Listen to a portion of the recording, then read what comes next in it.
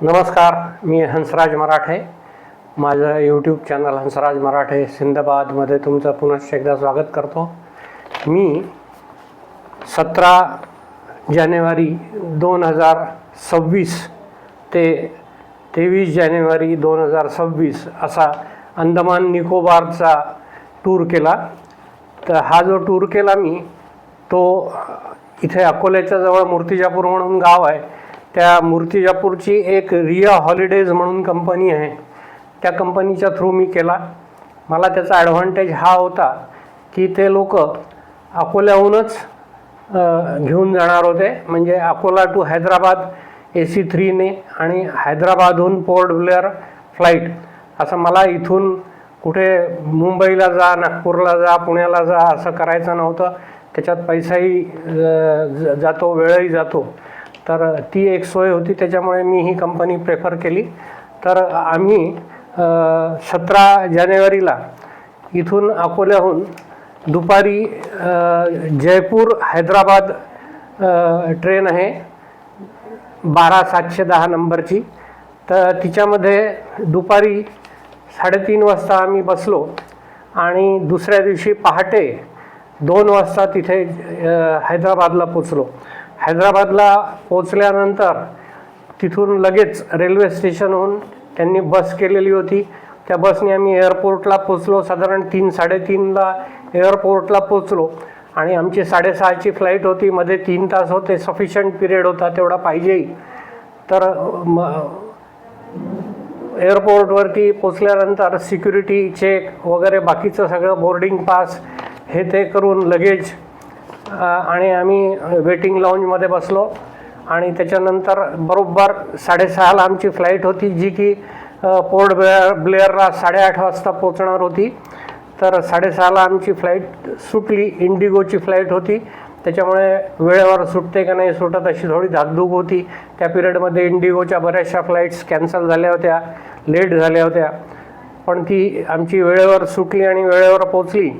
त्याच्यानंतर आम्ही port ब्लेअरहून actually यांनी जो प्रोग्राम दिलेला होता त्या प्रोग्रामप्रमाणे त्या दिवशी सेल्युलर जेल वगैरे पाहायचं होतं, पण वेळेवर त्यांनी काही चेंजेस केले त्यांच्या सोयीनी आणि हॅवलॉक पोर्ट ब्लेअरहून ते आम्हाला हॅवलॉक आयलंडला घेऊन गेले. तर पोर्ट ब्लेअरला आधी सकाळी एअरपोर्टला पोचल्यानंतर आम्ही थोडंसं तिथेच टॉयलेटला आवरून घेतलं आणि त्याच्यानंतर आम्ही तिथून पोर्ट ब्लेअरच्या एका हॉटेलमध्ये नेऊन त्यांनी आम्हाला नाश्ता करवला. तो नाश्ता झाल्यानंतर तिथून आम्ही एका बाजूच्या पोर्टवरती गेलो आणि त्या पोर्टवरनं आम्ही हॅवलॉक आयलंडला गेलो. आणि मग हॅवलॉक आयलंडला गेल्यानंतर हॅवलॉक आयलंडला राधानगरी बीच म्हणून आहे, राधानगर बीच, तर ते बघितलं आम्ही. आणि संध्याकाळी परत आम्ही हॉटेलला आलो आणि त्या दिवशी हॅवलॉकला मुक्काम केला. तर आता चला बघूया आपण आमचा हा टूर. हे एरिया कंपनीचं पॉम्पलेट मी दिलेलं आहे, 44,000 त्यांनी नेलं होतं. आता हे अकोला स्टेशनला आम्ही 12710 गाडीत बसलो आणि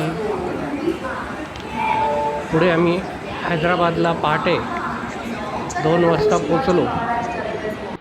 हे आता हैदराबादला पोचलो आहे आम्ही. हा सगळा आमचा ग्रुप आहे आणि हैदराबादला पोचल्यानंतर त्यांनी बाहेर एक बस तयार ठेवलेली होती. सगळं सामान त्याच्यात टाकून आम्ही आता हे एअरपोर्टला पोचलो आहोत. एअरपोर्टला सगळं सामान परत बसमधून उतरवलं.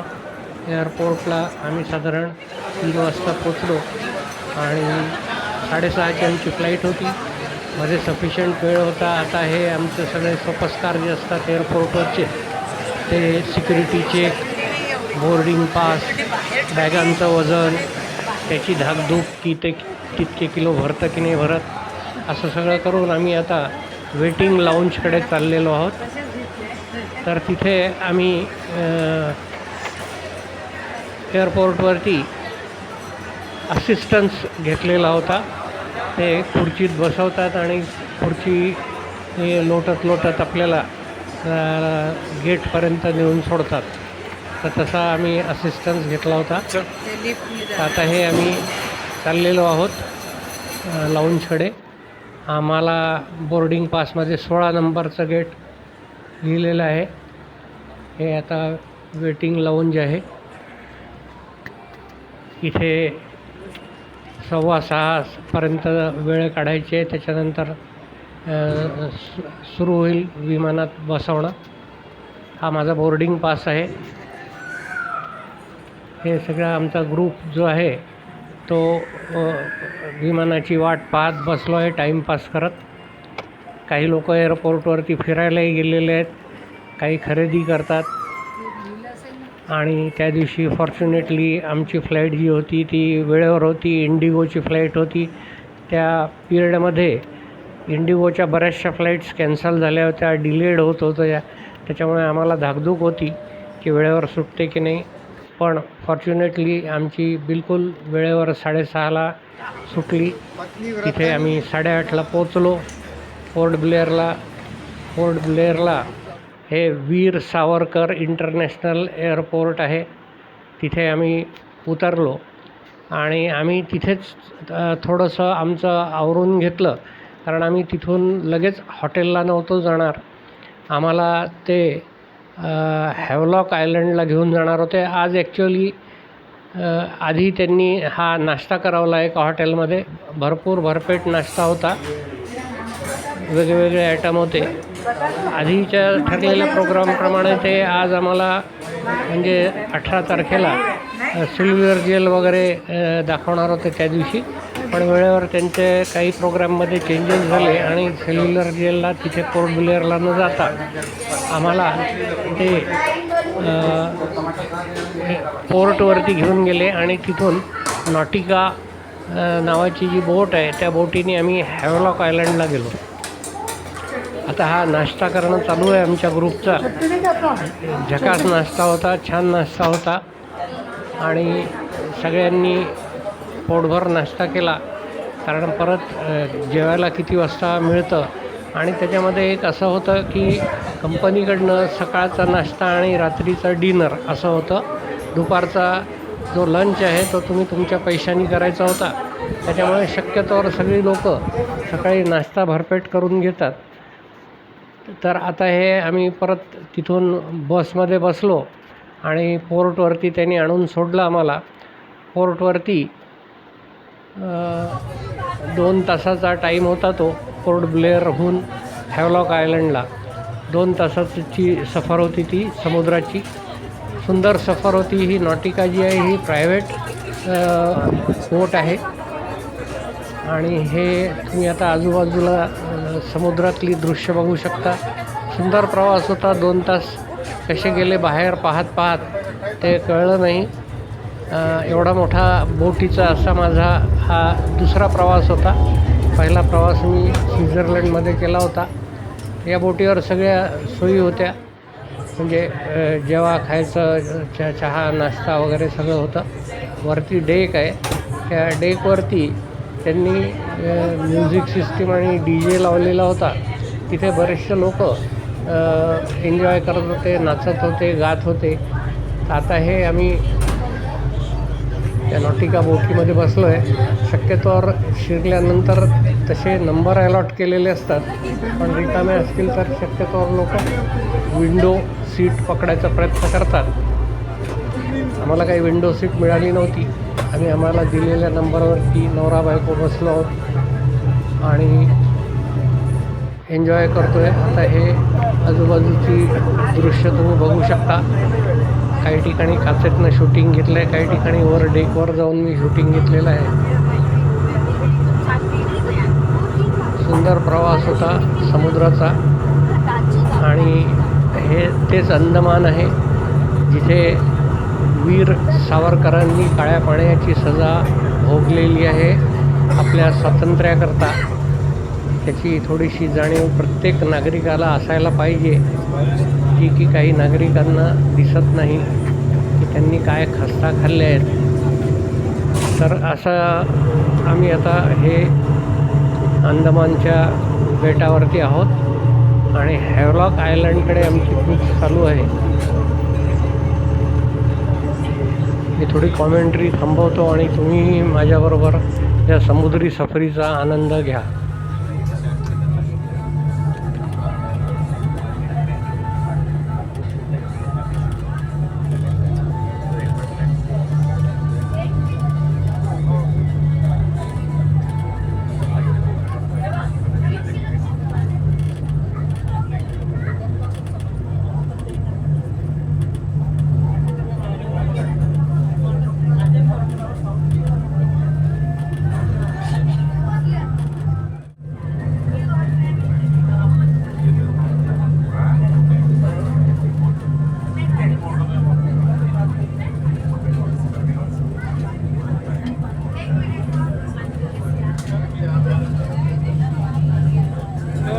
हे तिथे रेस्टॉरंट होतं, तिथे सगळं आईस्क्रीम वगैरे सगळ्या गोष्टी ठेवलेल्या होत्या. तर तुम्ही विकत घेऊन खाऊ शकता. त्या तिकिटात इन्क्लूड नसतात. कुठे बसायचं? आता ही एक विंडो सीट थोडी रिकामी दिसली म्हणून आम्ही तिथे विंडो सीटला बसतो आहे आणि शूटिंग करीन मी. आता आम्ही हे हॅवलॉक आयलंडला पोचलो आहे आणि हा सगळा आमचा ग्रुप आहे. सगळी छान मंडळी होती. आता हे तिथे आमचं सामान घेऊन आम्ही काठावर किनाऱ्यावरती पलीकडे चाललेलो आहोत. जिथे आमची बस उभी आहे ते तिथे आम्ही बसमध्ये चढू आणि आमचं सामान नेण्याकरता एक वेगळा टेम्पो त्यांनी अरेंज केलेला आहे. तो टेम्पो आमचं सगळं सामान घेऊन आमचं जे हॉटेल आहे ठरलेलं तिथे तो सामान घेऊन जाईल आणि आम्ही फक्त आमच्यासोबत काय थोडंसं दूध बी लागणार आहे दिवसभर ते सामान घेऊन हॅवलॉक आयलंडवरती राधानगर बीच म्हणून आहे ते राधानगर बीच पाहण्याकरता आम्ही आता इथून मार्गक्रमण करू. ही आमची छोटीशी बस आहे. 2 बसेस कराव्या लागल्या होत्या. या एका बसमध्ये जवळपास 12 ते 14 लोक काहीतरी बसतात. तर हा आमचा एक ग्रुप आहे.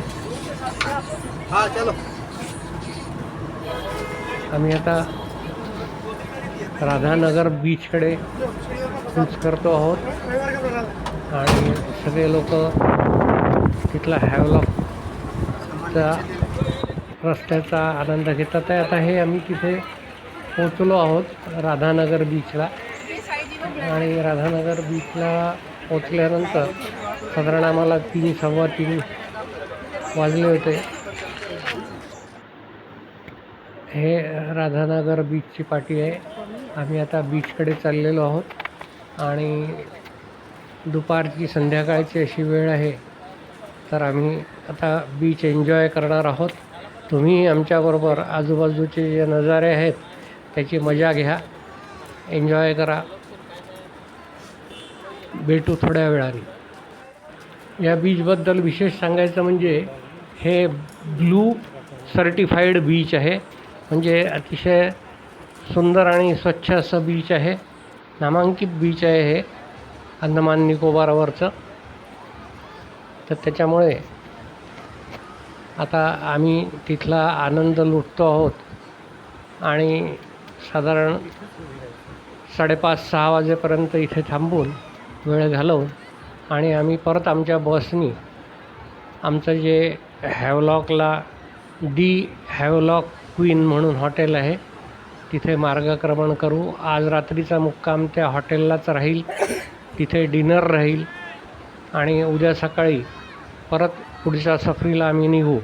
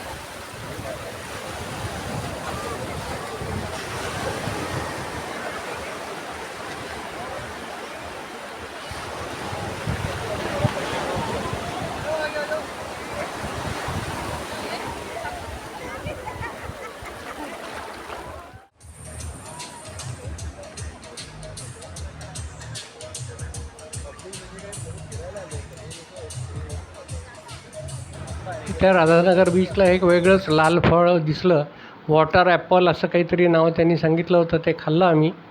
आणि आता हे परत बसमध्ये आमच्या बसलो आहोत आणि हे हॉटेल डी हॅवलॉक क्वीनला आम्ही पोचतो आहोत.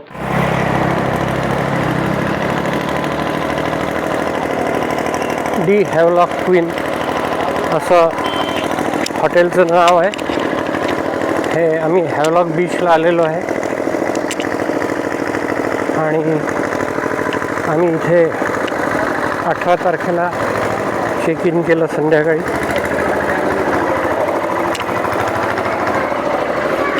हे असं सुंदर असं हॉटेल आहे.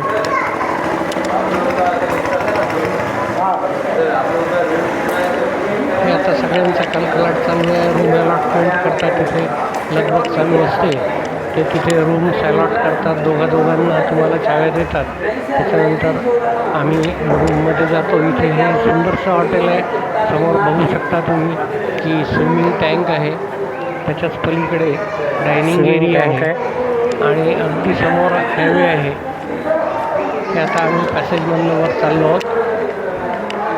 या हॉटेलला लिफ्टची सोय नव्हती, एवढीच एक गैरसोय होती. अदरवाईज छान हॉटेल होती. फर्स्ट फ्लोअरला 230 नंबरची रूम आहे.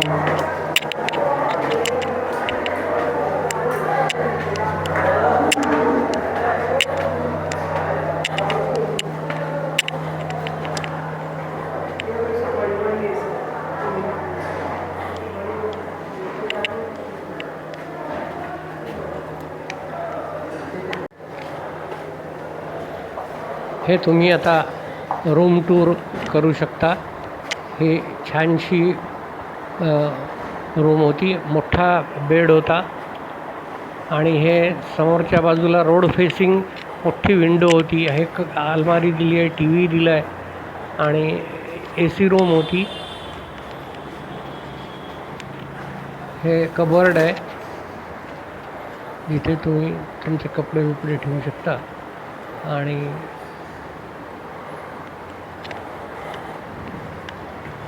हे टॉयलेट आहे, स्वच्छ नीट क्लीन असं टॉयलेट होतं.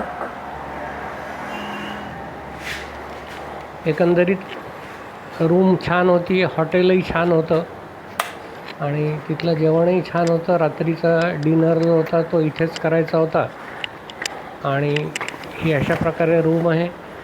तर मी तुम्हाला हे सगळं आता दाखवलेलं आहे. तर तुम्ही माझं चॅनल आत्तापर्यंत जर सबस्क्राईब नसेल केलं तर माझं चॅनल जरूर सबस्क्राईब करा, लाईक करा, शेअर करा. आता पुढचा व्हिडिओ हा पार्ट 2 उद्या बघूया. Bye bye.